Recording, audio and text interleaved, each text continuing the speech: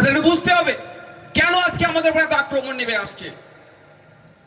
যেখানে আমার হিন্দু সমাজের ভাইয়েরা একটু বেশি বসবাস করে, সেখানে যে বলা হচ্ছে নওশাদ সিদ্দিকীর মাথায় টুপি, মুখে দাড়ি, ওর পার্টিতে তুমি কেন যুক্ত হবে?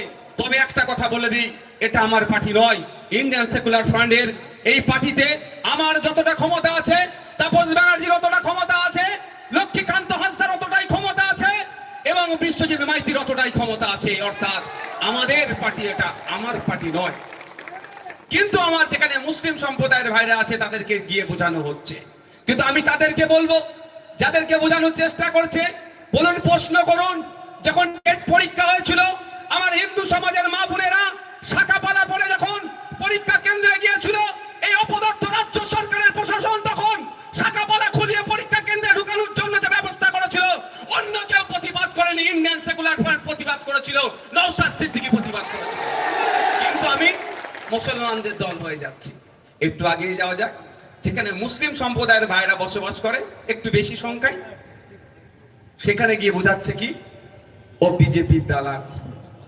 ভালো কথা, বিজেপির কাছ থেকে কোটি কোটি টাকা নিয়েছে। আজকে চলে যাওয়ার পরে এখানকার বিধায়ক, এখানকার এমপি, এখানকার পঞ্চায়েত পৌরসভার কি বলে ওটা, কি গো, চেয়ারম্যান, প্রধান, এই সরি এখানে কাউন্সিলর কি বলবে, ও বিজেপির দালাল। আজকে একটা ভিডিও দেখছিলাম, আপনাদের ভাগ্য করে একটা এমপি এমএলএ পেয়েছেন বাবু, আপনারা ছবিটা বাড়িতে বাঁধিয়ে রাখবেন। এমএলএ কথা শুনেছেন? আমি অবাক ওনার বক্তব্য। ন্যূনতম সাংবিধানিক জ্ঞান আছে কি না নাই সেটা আমি বলবো না, কিন্তু সংবিধানকে সম্মান দিতে হবে না হবে না সেটা কিন্তু আমি কোনোকে জানাতে চাই। যে সরকারটা চলছে এটা জনগণের সরকার। কোন একটা রাজনৈতিক দল থেকে বেশি ভোট, বেশি এমএলএ নির্বাচিত হয়েছে মানে এ নয় যা ইচ্ছা তাই করবে, যা ইচ্ছা তাই বলবে। কোন একটা জায়গায় এই অশোকনগরের মধ্যে এই অতিবৃষ্টির কারণে জল জমে গিয়েছে, পানি জমে গিয়েছে, সেখানে যখন এমএলএ পৌঁছেছে, কোন এক মা তাকে যখন বলে যে এই পানিটাকে সংস্কারের মানে ক্লিয়ারের কথা, তখন কি বলছে? পঞ্চায়েতের মেম্বার তৃণমূলের, প্রধান তৃণমূলের, এমএলএ তৃণমূলের, এমপি তৃণমূলের, তারপরে যে ভাষা বলেছে, বাকি যেগুলো আমার পক্ষে বলা সম্ভব হয়ে উঠছে না। কিন্তু আমাদের বুঝতে হবে, একজন ব্যক্তি যখন ভোটে কন্টেস্ট করে, সে নির্দিষ্ট দলের থাকে, যখন নির্বাচিত হয়ে যায়, সংবিধানের যখন শপথ নেয়, সে আর নির্দিষ্ট দলের থাকে না, সে তার নির্বাচনী ক্ষেত্রের প্রত্যেকটা মানুষকে পরিষেবা দিতে হবে, এই দায়িত্বভার সে কাঁধে তুলে নেয়। আপনার এখানে যিনি এমএলএ আছেন, ও যে কথা বলেছে আজকে ভাইরাল হয়েছে, এই কথাটা আমি বলে যাচ্ছি, এখানে সংবিধানের মধ্যে সংবিধান তার কথাটাকে পারমিট করে না। বিরোধী রাখবে না। আরে ভারতবর্ষের এটা বিউটি, আমরা কেন্দ্রের বিজেপি সরকার আছে তার সমালোচনা করব, আজ আছে কালকে অন্য সরকার আসবে, কিন্তু আমার দেশের যেটা গর্বের বিষয়, বিশ্বের দরবারে আমাদের তুলতে হবে। ইলেকশন কমিশন অফ ইন্ডিয়ার ওয়েবসাইটে যান, সিআই এর ওয়েবসাইটে গিয়ে দেখতে পাবেন, প্রায় ভারতবর্ষে 2300 থেকে 2500 রাজনৈতিক দল আছে। পৃথিবীর ইতিহাসে দেখলে দেখা যাবে, আজ পর্যন্ত সারা পৃথিবীর যত দেশ আছে তত দেশের রাজনৈতিক দলগুলোকে একদিকে করবেন, আর আমার মহান ভারতবর্ষের রাজনৈতিক দল আলাদা করবেন ওদের থেকেও বেশি। এটাই আমাদের ডেমোক্রেসি, এটাই আমাদের ডিউটি, এটা তো আমাদের গর্বের বিষয়। মাদার অফ ডেমোক্রেসি যারা জ্ঞান দেয় তাদেরকে বলা দরকার, যেটা আমাদের গর্বের বিষয়। ভারতবর্ষের এত ধরনের রাজনৈতিক দল আছে যেখানে তারা চাইলে কন্টেস্ট করতে পারবে। সেই সিস্টেমকে, এই বিউটিকে ভেঙে দেওয়ার চেষ্টা করছে কারা? এই অপদার্থ তৃণমূল কংগ্রেসের কিছু এমপি এমএলএরা, বিভিন্ন স্তরের নেতারা।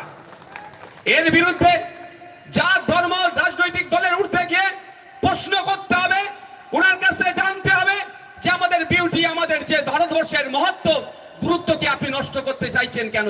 আপনি কি বিরোধী মুক্ত রাজ্য চাইছেন? কেন্দ্র সরকার বিরোধী মুক্ত দেশ চাইছে, আর আমাদের রাজ্য সরকার বর্তমান যে আছে বিরোধী মুক্ত রাজ্য চাইছে। কিন্তু আমরা ভুলে গেলে চলবে না, যেখানে ডেমোক্রেসিতে বিরোধী অপোজিশন যতই শক্তিশালী থাকবে, ডেমোক্রেসি ততটাই সুরক্ষিত থাকবে, এটা ভুললে চলবে না। তাই দুটোই সরকার বিরোধী মুক্ত করতে চাইছে, এদের বিরুদ্ধে আমাদেরকে গণতান্ত্রিক প্রক্রিয়ায় লড়াই জারি রাখতে হবে। আর না হলে কি হবে বলুন তো? অন্যায় করবে একের পর এক। আমাদের বাড়ির মেয়ে তিলোত্তমা 1 বছর অতিক্রান্ত হলো, এখনো সম্পূর্ণরূপে বিচার পায়নি।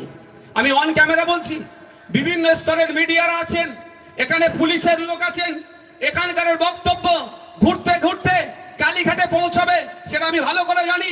তারপরেও বলছি, বিজেপি আর তৃণমূল মিলে তিলোত্তমার পরিবারকে এখনো বিচার দেয়নি। ওরা মিলে তিলোত্তমার পরিবারকে ওরা যদি চাইতো তাহলে বিচার পেত। আমি একটা ছোট্ট উদাহরণ দেবো, আমি আমার ফিরে বিষয়বস্তুতে আসবো। আপনারা জানেন সিবিআই কি বলেছে কোর্টে? যে যেদিনকে তিলোত্তমাকে খুন করেছিল, এটা মাথায় রাখবেন। অনেকে বলছে ধর্ষণ করে খুন, আমি আপনাদের বলছি খুন করে ধর্ষণ। কথাটা উল্টো লাগতে পারে। স্বাভাবিকভাবে যদি একটা ডেড বডি কোথাও পাওয়া যায়, ডেড বডি উদ্ধার হলে কি হয়? কেন খুন করেছে এটা হয় না, প্রশ্ন হয় না?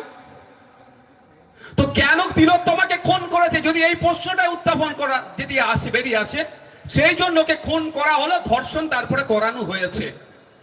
আমি এত বড় কথা বললাম, তাকে ধর্ষণ করানো হয়েছে যাতে কি কারণে খুন হতে হলো তিলোত্তমাকে সেটা না জানতে পারে, সেটা চাপা পড়ে যায়। তিলোত্তমাকে কেন খুন হতে হয়েছিল? আপনার আমার বাড়ির মেয়ে, তিলোত্তমাকে খুন হতে হয়েছিল আপনার আমার জন্য। আপনি আমি আর্জি করে গিয়ে যখন ট্রিটমেন্ট নিচ্ছিলাম, সেখানে ফার্জি ঔষধ ছিল, ফেক স্যালাইন ছিল, ডুপ্লিকেট ঔষধ থাকতো।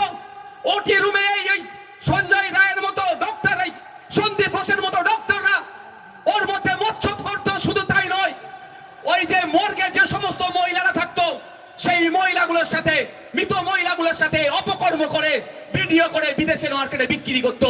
এর প্রতিবাদ আপনার আমার বাড়ির মেয়ে তিলোত্তমা করেছিল, আমার আপনার জন্য করেছিল, সেই জন্য তাকে খুন হতে হলো। তাই আপনাকে আমাকে ভুলে গেলে হবে না। তিলোত্তমাকে যতদিন না বিচার পাচ্ছে, আপনাকে আমাকে চিৎকার করে যেতে হবে, এটা মাথায় রাখবে। তিলোত্তমা নিজের জন্য খুন হয়নি, হতে হয়েছিল আপনার আমার। যে হসপিটালে পরিষেবা পাওয়া দরকার সেটা পাচ্ছিলাম না, এর বিরোধিতা করেছিল। এখানতে যে অস্থিগুলো থাকতো, হাড়গোড় গুলো, সেগুলো এরা বিক্রি করে দিত।